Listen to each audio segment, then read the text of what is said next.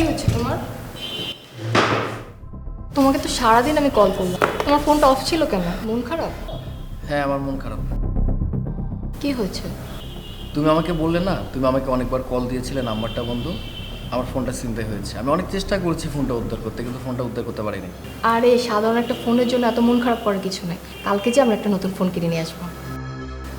দেখো, আমরা চাইলে একটা ফোন কেনা কোনো ব্যাপারই না, কিন্তু আমি ভাবছি তোমার আমার ভিডিওর কথা। ভিডিও? কেন, তোমার মনে নেই? তোমার আমার অন্তরঙ্গ মুহূর্তের ভিডিও, সেটা তো ওই ফোনে আছে, তাই না? তোমার না ওই ভিডিওটা ডিলিট করে দেওয়ার কথা ছিল? হ্যাঁ, ডিলিট করে দেওয়ার কথা ছিল, কিন্তু আমার মনে ছিল না। মনে ছিল না মানে? মনে ছিল না মানে কি? তুমি এই ভিডিওটা ডিলিট করো নাই কেন? এখন যদি এই ভিডিওটা ফাঁস হয়ে যায় কি অবস্থাটা হবে বুঝতে পারছো তুমি? কি হবে তুমি একটাবার চিন্তা করছো? এই এলাকার মানুষজন, সমাজের মানুষজনের কাছে মুখ দেখাবো কি করে? আমি মুখ দেখাবো কি করে? কথা বলতেছো না কেন? প্লিজ তো একটু ঠান্ডা হও। কি ঠান্ডা হবো? কি ঠান্ডা হবো? তোমার মতো ঠান্ডা হয়ে আমি বসে থাকতে পারবো না। এই ভিডিও যদি আমার বাবা মা, তোমার বাবা মা, আমার আত্মীয় স্বজনের কাছে যে আমি মুখ দেখাবো কি করে? আমার বাবা মা তো আত্মহত্যা করবে, সাথে আমার নিজেরও আত্মহত্যা করতে হবে। আমি তো বাঁচতে পারবো না। তুমি আমার বাচ্চার আশা নষ্ট করে ফেলছো। আমাকে তুমি বাঁচতে দিবে না। আমি কি করে বাঁচবো বলো? আরে বাবা, আমার কথাটা শোনো। আমার ফোনটা লক করা ছিল। আমার বিশ্বাস এই ভিডিওটা ভাইরাল হবে না। এই তোমার ফোন লক ছিল মানে?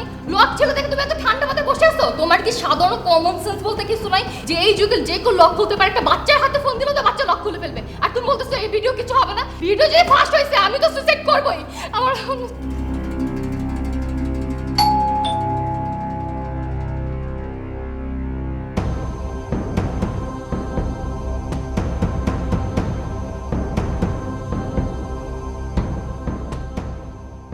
কি রে, তোরা কি কিছু জানিস না নাকি? আজ ফেসবুকে একটা ভিডিও ভাইরাল হয়েছে, আর সেখানে তোদের দেখা যাচ্ছে রে। আমি তোমাকে আগেই বলছিলাম, আমি তোমাকে একটু আগে বললাম যে ভিডিওটা ফাঁস হয়ে যাবে। এখন এখন কি করবে? এখন তো আমি সুইসাইড করবো। ভাবি শোনে, আত্মহত্যা কোনো সমাধান না ভাবি। আমাদের এখন চেষ্টা করতে হবে এই ভিডিওটা কীভাবে এখান থেকে ডিলিট করা যায়। আচ্ছা সাগর, বলতো আমার এই ভিডিও কোথা থেকে আসলো? আমি অফিসে যাওয়ার পথে আমার ফোনটা ছিনতাই হয়ে যায়।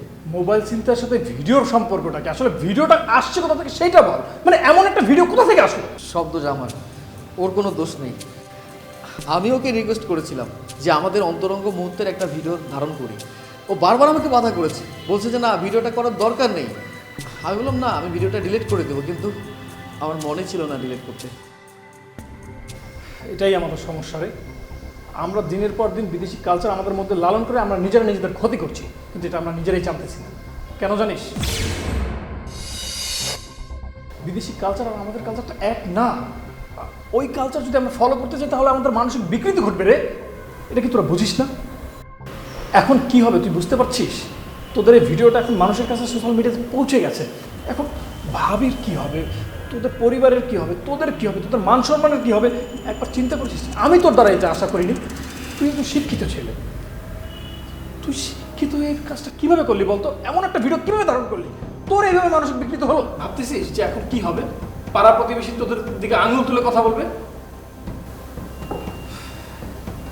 এখন এই সমস্যার সমাধান কি? মানে দোস্ত হয়তো একটা বের করতেই হবে, কিন্তু এই ধরনের ঘটনা যে আজ ঘটেছে তা না, এর পূর্বেও ঘটেছে।